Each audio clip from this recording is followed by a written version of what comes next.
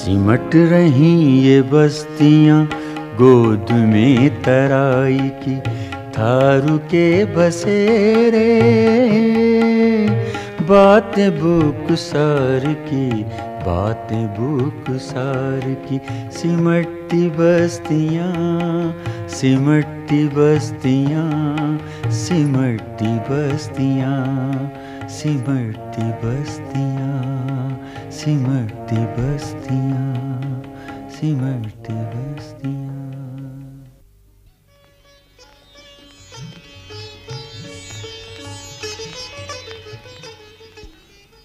थारू और बुक्सा जनजाति की अपनी निराली संस्कृति है। ये संस्कृति इन्हें अन्य जनजातियों से पृथक पहचान देती है। इनके रीति रिवाज, इनकी परंपराएं, इनके संस्कार देशज सभ्यता से भिन्न दिखाई देते हैं। बुक्सार और थारूवाट के आसपास लगने वाले मेलों के प्रति इनका रुझान इनकी उल्लासपूर्ण रुचि के साथ साथ इनकी अपनी धार्मिक भावनाओं को दर्शाता है। इनके सामाजिक मेले पूरी तरह से धर्म से जुड़े हुए हैं। ये मेले इन जनजातियों की लोक संस्कृति को परिलक्षित करते हैं। गंगा मेला, शिवरात्रि का मेला, दीपावली का मेला, दशहरा मेला, चैती मेला और तीज का मेला प्रमुख मेले हैं। पूर्व में मेलों के आयोजन के समय थारू और बुक्सा जनजाति के लोग अपनी अपनी पारंपरिक वेशभूषाओं में मेलों में घूमते दिखाई देते थे। हमारे थारूवाट में मेले नज़दीक लगते हैं और मेले में हमारे जो हैं जाने की लोग अपने वेशभूषा में जाते हैं। और नज़दीक जो मेला लगता है वो दशहरे के टाइम में मेला पहले उल्दन में लगा करता था। तो हमारे बुजुर्ग बार बताते थे कि मेले में जाते थे लोग, उस टाइम कंबल लाते थे जो बरसात में ओढ़ने के लिए काम आता था। तो अपनी वेशभूषा में काफ़ी तादाद में लोग जाते थे और उस टाइम खूब तरबूज जलेबी हमारे लोग पसंद करते थे, खाया करते थे। तो उस टाइम दशहरे के टाइम में तो ये नज़दीक उल्दन लगता था तो उल्दन में ही जाया करते थे। दूसरे गंगा स्नान के टाइम में ये झनकैया में मेला लगता है नहर पे। तो वो गंगा स्नान के टाइम में उस टाइम हमारे लोग अपने बैलगाड़ियों में अपनी वेशभूषा में जाते थे और 3-3, 4-4 रातें वहाँ बिताते थे। और वहाँ पंडित को ले जाके कथा व्रत कराते थे और साथ में सांस्कृतिक प्रोग्राम भी ले जाया करते थे, जिसमें मुख्य तौर पे नाच हुआ करता था, जिसमें मर्दिंग और जोड़ी बजाते थे। जब हम मेले में जाया करते थे हमारे लोग तो अपनी वेशभूषा में जाया करते थे, लहंगा, घाघरा और चुनरी, फुतई, अंगिया पहन के। और लड़के या बुजुर्गवार अपने धोती, कुर्ता, पैजामा, फुतई में पहन के जाया करते थे। तो एक अलग ही नज़र आते थे और औरों की अपेक्षा।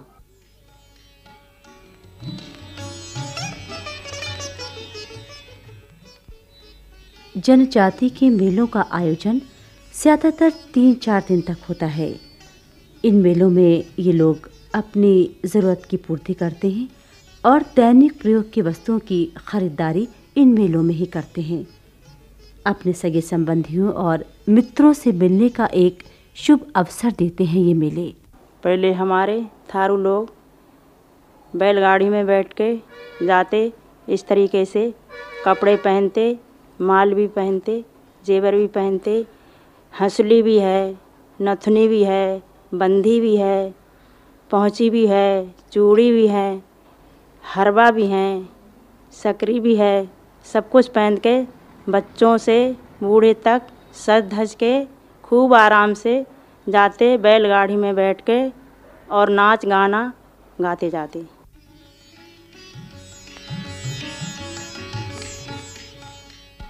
समृद्ध सांस्कृतिक जीवन की झलक दिखाते हैं जनजातियों के ये मेले। ये मेले लोगों के मनोरंजन का साधन भी हैं। थारू महिलाएं मेला जाते समय बटगमनी गीत गाती हैं। ये रास्ते में श्रम परिहार करती हैं। इनमें श्रृंगारिक वर्णन होता है और प्रियतम से मिलने का सुख भी वर्णित होता है। इन गीतों में नारी की चतुराई और उसकी बौद्धिकता का वर्णन भी मिलता है। धीरे धीरे हाँ कौरे लचीना भैया करे को सा तेरी मथुरा नगरिया। थारू में चराई का मेला वर्ष में 2 बार मनाया जाता है, पहले चैत में और दूसरी बार बैसाख में। इसमें दैवीय आराधना को भरार संपन्न कराता है, जिसमें महिलाएं विशेष रूप से भाग लेती हैं। प्रातःकाल होते ही सभी विवाहित अविवाहित स्त्रियां गांव के बाहर एकत्रित होती हैं और देवता खैरापति के सामने प्रातःकाल से सायंकाल तक नृत्य करती हैं। संध्या समय जल से भरा हुआ बर्तन और कुछ पुष्प लेकर घर लौटती हैं। गांव आकर पहले प्रधान के घर जाती हैं और उसके द्वार पर बर्तन का कुछ जल छिड़क कर अपने घर लौट आती हैं। घर आकर मिट्टी की भवानी पर उस जल को चढ़ा देती हैं। इसके बाद ही संगीत संध्या समाप्त होती है। चैत के महीने में जब चैती काशीपुर पे मेला लगता है तो हमारे का कहने कछु तबीयत खराब हो जाती तो कछु बद देते हैं हम, चाहे हम जात बद दें, चाहे हम छत्तर बद दें, चाहे दर्शनिया कर दें, तो हम छुटाने के लिए जाते हैं होना। तो का कहने कोई बकरा चढ़ाता है, कोई नारियल चढ़ाता है, फूल प्रसाद चढ़ाता है और जो कुछ भी बनता है वो चढ़ाती हैं।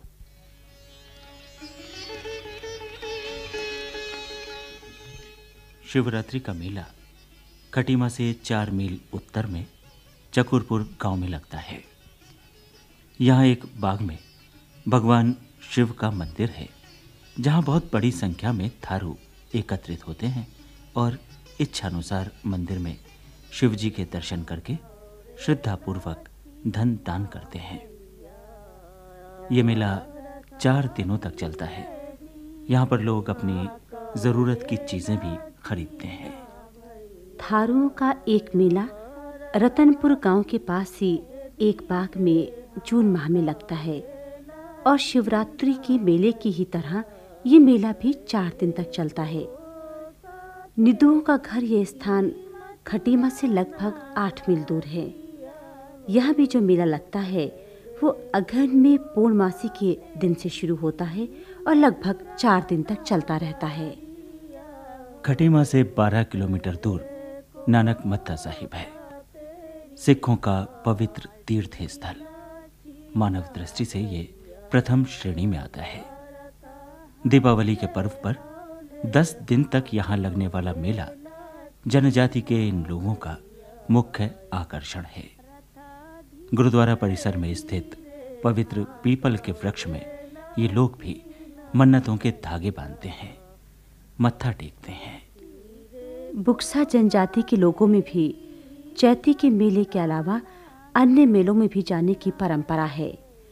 बुक्सा लोग भी इन मेलों का पूरा आनंद उठाते हैं। चैती मेला हमारा एक बहुत पुराना मेला, उसमें तो सभी लोग जाते हैं और हम भी जाते हैं। पर अटरिया का जो मेला है रुद्रपुर का, उसमें पहले से हमारे रिश्तेदार या बुजुर्ग लोग वहाँ पे तांगे से जाया करते थे। रात के 4 बजे या 3 बजे से रात को मतलब बैलगाड़ी जोड़ते थे। वहाँ पे 8-9 बजे हम वहाँ पहुँचते थे। शाम को 3 बजे फिर वापसी हो लेते थे। अच्छा, इसके बाद में रामबाग मेला है दिनेशपुर का, वहाँ पुराने ज़माने से वो मेला लगते आया है, वहाँ पे जाते हैं।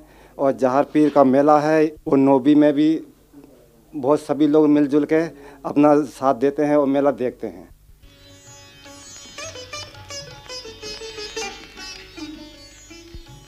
भारत एक धर्म प्रधान देश है, इसलिए थारू समाज भी धार्मिक भावनाओं से जुड़ा है।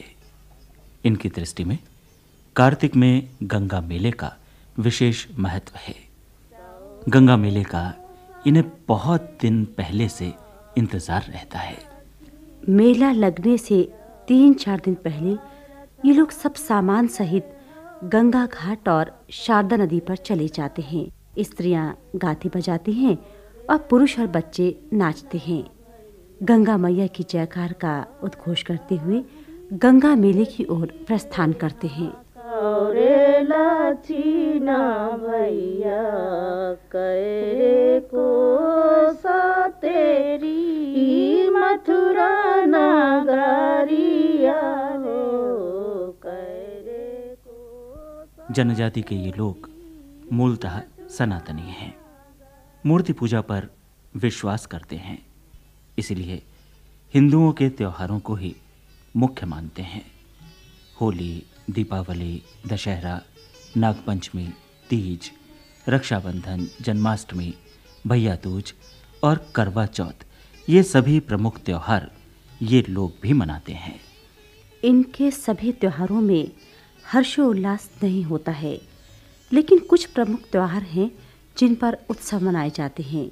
जनजाति के लोगों के त्योहारों में हिंदू त्योहारों से कुछ भिन्नता भी मिलती है। बुक्साओं का सर्वमान्य देवता, ग्राम्य देवता भूमिया है। किसी भी उत्सव, त्योहार या पर्व पर सबसे पहले भूमिया की ही पूजा की जाती है। भूमसेन जो है हमरो सबसे बड़ो देवता है, उसी की हम पूजा करें। साल भर में जाकर आई थानों में, थान हमारे बने भाई हैं भूमसेन के, हुनई दई देवताओं सबके हमारी बने भाई। हुना जाकर पूरो गांव जाकर आई, ढलैया पूजा बोले हम उसको। हुना आगे भूमसेन में ही पूजेंगे, जब दई देवताओं को पूजेंगे। और पूजन हो जो ये पूरी पकवान पूजेंगे, पूरी हलवा और खील बतासे, ये तो हमारू चढ़ानू। हम सबसे ज़्यादा भूमसेन को ही माने।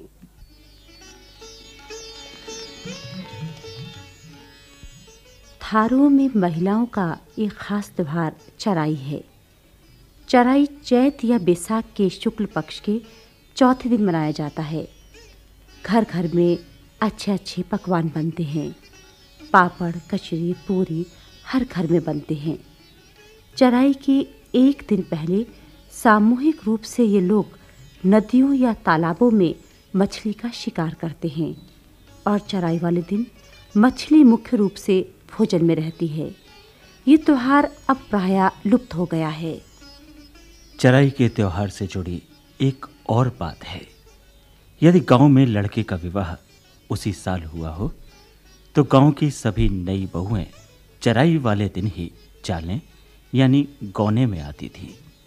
कुछ नई बहुएं चैत की चराई में और कुछ बैसाख की चराई में आती थीं।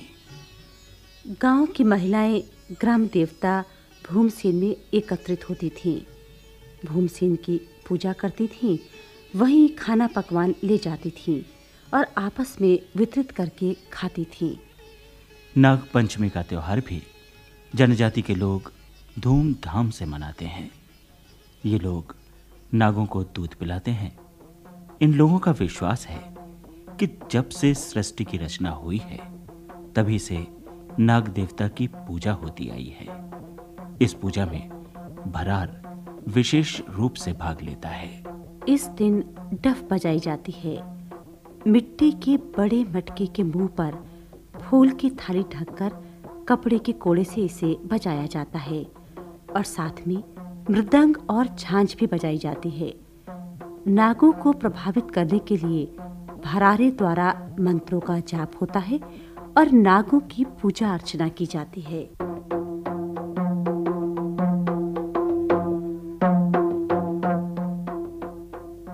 हन्ना बच्चों का त्योहार है। हन्ना कुंवर के शुक्ल पक्ष में मनाया जाता है। हन्ना में 10-12 वर्ष के छोटे उम्र के 8-10 बच्चों की टोली बनती है। वाई आकार की लकड़ी लेकर उसमें तरह तरह की मुद्री झम्मे लगाकर एक बच्चे के कंधे पर रख दिया जाता है। वही बच्चा हाथ में छोटी सी पीतल की घंटी लेकर 10-15 कदम पीछे हटकर और फिर 10-15 कदम तेजी से आगे दौड़कर कूदता है। 5-5 बच्चे कूदने वाले बच्चे के दाईं और बाईं ओर खड़े होकर गीत गाते हैं।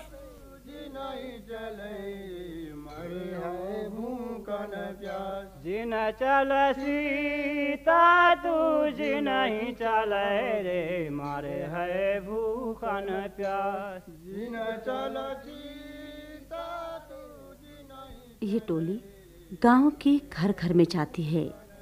हर घर में 10-15 मिनट रुककर गीत गा गा कर बच्चे खेलते हैं।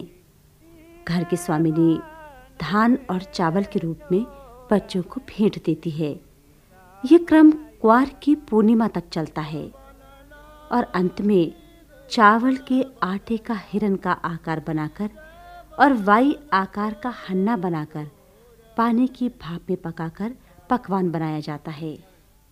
एक बन नांगी रे दोसर बन नांगी, तीजे बन के रे छोर मैं अब सीता। थारुओं में एक बहुत ही रोचक त्योहार झींझी भी मनाया जाता है। हन्ना लड़कों का और झींझी लड़कियों का पर्व है। ये त्योहार भी क्वार के महीने में ही मनाया जाता है।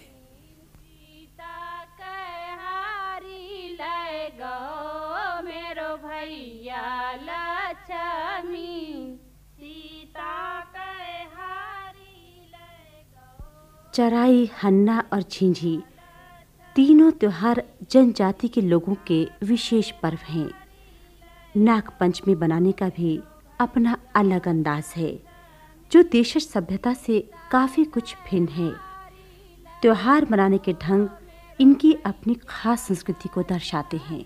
कई सदियों की विकास यात्रा के बाद भी जनजाति संस्कृति से जुड़े इनके पर्व मनाने का ढंग आज भी वही है, वही उल्लास है। किसी दौर में ये लोग मेलों और पर्वों पर अपनी पारंपरिक वेशभूषा पहना करते थे। थारू और बुक्सा जनजातियों में होली, दीपावली, दशहरा और कृष्ण जन्माष्टमी व्यापक स्तर पर मनाई जाती है। होली के अवसर पर ये लोग 8-10 दिन पहले ही होली खेल लेते हैं। स्त्री पुरुष खिचड़ी नाच करते हैं। अपने हाथों पर रुमाल बांधकर गोल घेरे में नृत्य होता है। इतना ही नहीं, होली के रंग को और रंग देने के लिए पुरुष को स्त्री की वेशभूषा में सजाया जाता है। उसे नचनियाँ कहते हैं और वो नचनियाँ होली के मदमस्त लोगों में नाच का कार्यक्रम देता है। इन जनजातियों में होली विशेष महत्व रखती है। होलिका दहन के बाद होली को गमी मानते हैं। यही कारण है कि इन जनजातियों में होलिका दहन के बाद होली नहीं खेली जाती। दीपावली गम का त्यौहार माना जाता है। किसी के घर यदि किसी की मृत्यु हुई है तो ये लोग उसके घर एकत्रित होकर मृतक व्यक्ति की आत्मा की शांति के लिए प्रार्थना करते हैं। और दीपावली के त्यौहार में खिजड़िया नृत्य होता है। ये नृत्य शांत रस में मृतक की आत्मा की शांति के लिए होता है। दीपावली गम का त्यौहार है, इसलिए इसमें आतिशबाजी नहीं होती है। इन जनजातियों का दशहरा प्रमुख त्यौहार है। गन्ने को सुंदर वस्त्र पहनाकर थारू और बुक्सा जनजाति के लोग गांव में नाचते हैं और हर्षोल्लास से रावण वध, राम की विजय को मनाते हैं। थारुओं में विशेष रूप से कृष्ण भक्त बहुत हैं। यही कारण है कि कृष्ण जन्माष्टमी को बड़े शान शौकत से मनाया जाता है। मंदिर की दीवार पर कृष्ण की रासलीला का चित्रण होता है और सभी हर्षोल्लास से कृष्ण भक्त कृष्ण गीत गाते हैं।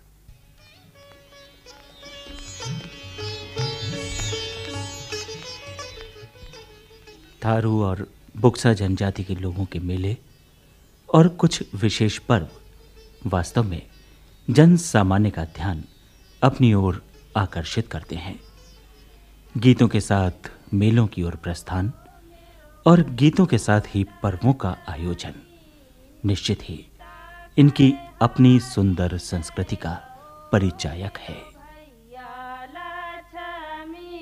सीता कहारी ले गो मेरो भैया लक्ष्मी, सीता कहारी ले गो मेरो भैया लक्ष्मी।